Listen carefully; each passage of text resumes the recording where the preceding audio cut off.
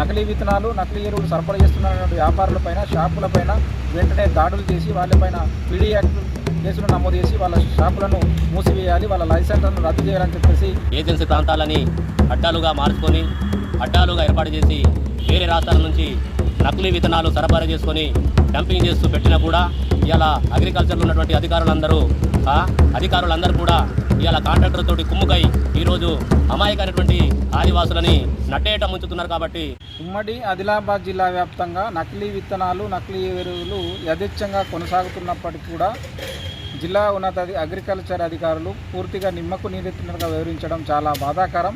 ఎందుకంటే ఇవాళ అమాయక రైతులను ఆసరాగా చేసుకొని ఇప్పటికే మొత్తం కూడా ఆదివాసీ ప్రాంతాల్లో కావచ్చు మిగతా ప్రాంతాల్లో ఇప్పటికే డంపులు చేయడం జరిగింది.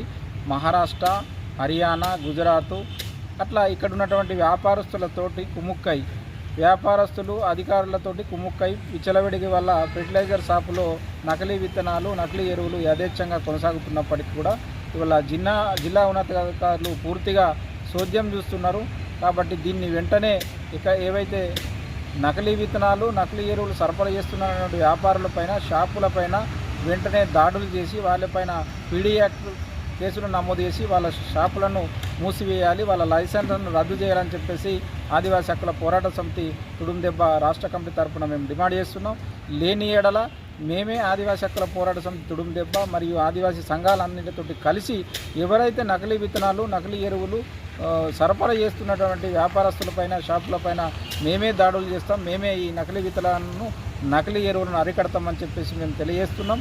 గతంలో అనేక సందర్భాల్లో జిల్లా ఉన్నతాధికారులకు అగ్రికల్చర్ అధికారులకు చెప్పినప్పటికీ కూడా వాళ్ళు పూర్తిగా నిర్లక్ష్యంగా వివరించి వస్తున్నారు. కాబట్టి ఇప్పటికైనా అధికారులు మేలుకొని ఎవరైతే ఈ నకిలీ విత్తనాలు నకిలీ ఎరువులను ఇక్కడ ఉన్నటువంటి వ్యాపారస్తులతోటి అధికారులతో కుముక్కై యథేచ్ఛంగా విక్రయిస్తున్నారో వాటిని అరికట్టి రైతులకు న్యాయం చేయాలని చెప్పేసి మేము ఆదివాసీ హక్కుల పోరాట సమితి తుడుందెబ్బ తరపున జిల్లా ఉన్నతాధికారులకు అదేవిధంగా తెలంగాణ రాష్ట్ర ప్రభుత్వానికి మేము విజ్ఞప్తి చేస్తున్నాం.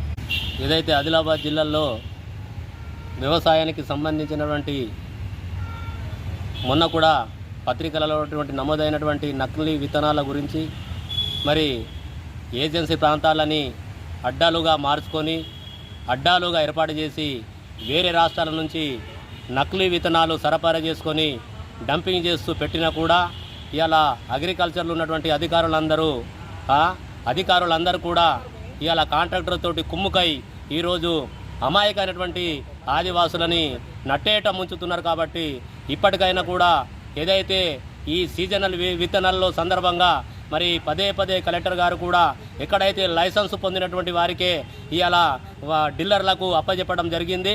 దీన్నే బేస్ చేసుకొని కొన్ని విత్తనాలను కూడా అక్కడ కలుషితం చేసుకొని మరి వాటిని కలుపుకొని ఇవాళ బయట నుంచి గుజరాత్ నుంచి కానీ అక్కడ మహారాష్ట్ర నుంచి కానీ వచ్చినటువంటి గింజలను కూడా ఎక్కడైతే ఆదివాసీ గ్రామాలు ఏజెన్సీ ప్రాంతాలు ఉంటాయో అక్కడ అమాయకులు ఉంటారు. కాబట్టి ఒక వ్యక్తిని సెలెక్షన్ చేసుకొని ఇవాళ అక్కడ ఉన్నటువంటి వ్యక్తిని సెలెక్షన్ చేసుకొని ఆయనకు ఒక పిరిగి ఒక 10-20 బ్యాగులు ఇస్తామని చెప్పేసి అతని ఇంటికాడ డంపు ఉంచుకొని కొన్ని సరఫరా అవుతుంటాయి. కాబట్టి ఇలాంటిది కొన్ని ఎందుకంటే డీలర్ల ద్వారా ఇవాళ అగ్రికల్చర్ అధికారులు కుమ్ముకయ్యి ఇవాళ వాళ్ళతోటి వత్తాసు పలికి ఇవాళ వాళ్లకు బానిసైపోయి ఇవాళ అగ్రికల్చర్ అధికారులు కూడా ఇవాళ నిమ్మకు నీరెత్తినట్టు వివరిస్తున్నారు. కాబట్టి దీన్ని మేము ఎందుకంటే కులం సేవా సంఘం నుంచి కూడా అమాయకులైనటువంటి కులంలకు కూడా ఇలాంటి విత్తనాలు కట్టబెట్టిండంటే మేము కూడా రాష్ట్ర వ్యాప్తంగా కూడా పోరాటాలు చేస్తూ మా యొక్క అమాయకమైనటువంటి ఆదివాసులను కాపాడదామని కూడా కులం సేవా సంఘం తరపున నేను డిమాండ్ చేస్తున్న అధికారులకు.